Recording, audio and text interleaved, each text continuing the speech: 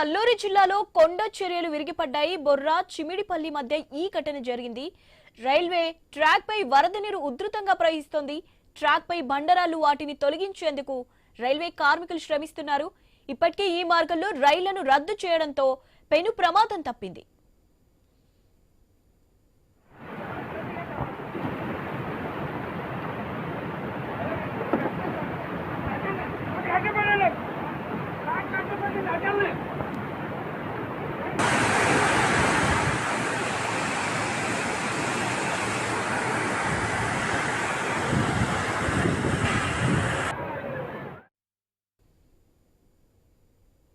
అల్లూరు జిల్లాలో కొండ చర్యలు విరిగిపడ్డాయి.